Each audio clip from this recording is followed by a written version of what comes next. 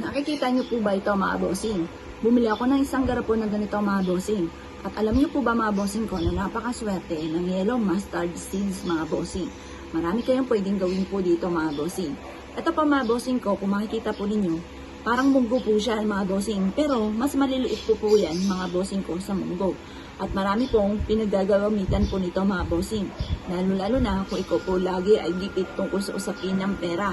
Kailangan nyo ng yellow mustard seeds mga bossing. Ibudbud nyo lang ito mga bossing ko sa inyong pong pitaka o sa lagayan ng inyong pong kaperahan at makakatulong po ito upang sa ganon magpadami ng kaperahan mga bossing. Ito pa mga bossing ko, isa sa mga subok na napakaswerte, lalo na tungkol sa usapin ng pera. Ngayon, ang gagawin nyo lamang po mga bossing ko, kumuha ka ng ganito at ibudbud sa bawat corner ng inyong tahanan. Lalo na po ang inyong tahanan ay lupa pa lamang. Maaaring ito ay sumibol mga bossing. Ito pa mga bossing, pero kung bato, okay lang din po mga bossing dahil mag-a-attract po ito ng swerte. Pwede ka rin kumuha ng shot glass mga bossing ko at maglagay ka sa 4 na corner ng inyong tahanan. Kung gusto po ninyo at marami kang mustard seed kasi mura lang po ito mga bossing ko, kayo po'y maglagay sa lahat ng sulok ng inyong tahanan dahil meron din ako nito at mga barya sa sulok ng aking tahanan. At talaga namang napakaswerte mga bossing. Yung tipo na walang sa isipan mo, wala ka naiisip, tapos bigla ka na lang makakaisip na kaya mo pala ito naisip, ay dito pala ikaw ay suswertihin. Yung tipong parang lagi kang iniaadya ko sa lagi ikaw ay suswertihin. Proven po ito mga bossing. Ngayon pa mga bossing, pwede rin naman na kumuha ka ng isang malinis na papel. Kagaya po nito mga bossing ko, isang malinis na papel. Yan. Ngayon, tutuin po natin to.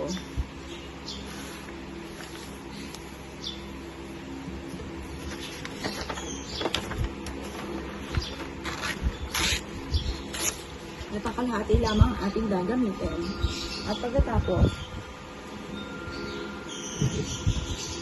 mag-wish ka dito kung ano nais ninyo. Sulat nyo po muna ang inyong tunay na pangalan at ipilido. Pagkatapos, sabihin nyo po dito kung ano nais ninyo. Halimbawa,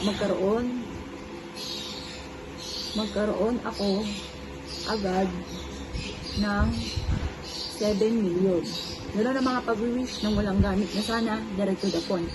Or kaya, makabayad agad ako sa aking mga utang. Ganun pa mga bossing. Or kaya, mabilis po kasi yung solusyon po ito tungkol sa usapin ng pera or kung ano man yung kahilingan po ninyo. Kahit yung mga toxic sa buhay ninyo, nalayuan na po kayo para mabilis ang solusyon. Kung gusto niyo na mabilis ang solusyon, gamitan ito ng yellow mustard seed or kaya masaganahan ng dulot mga bossing, gamitan ito ng yellow mustard seed. At pagkatapos, maglagay ka po dito mga bossing ko at pagkatapos po niyan, ito po ay talian po ninyo ng kulay pula, kulay dilaw or kulay berde mga bossing ko at isabit niyo po ito sa inyo pong main door. Swerte po ang dulot nito. Ngayon, kung ikay gagawa ng ganito, isikreto nyo na lamang. Kasi once may nakakaalam na uudlot, kung naman po wini-wish po ninyo na uudlot mga bossing, para hindi maudlot yung mga wishes po ninyo, isikreto nyo na lamang. Kung gagawa ka ng ganitong mga pamaraan, kayo na lamang nakakaalam.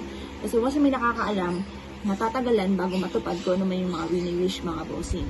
Kung ikaw isa sa mga niniwala at naisyo po itong gawin nyo na po ito. Tapos, makalipas sa isang buwan, sa susunod na buwan o sa panibago na buwan mga bossing ko, papalitan nyo yung ating pampaswerteng ito. Itapon nyo lamang po ito mga bossing ko or kaya po ay sunugin upang yung mga nahigop nito negatibong enerhiya ay maitaboy at matupad kaagad yung mga hinihiling po ninyo mga bossing. Kaya kung ito'y naniwala at naisyo po itong gawin, good luck po sa inyo po lahat.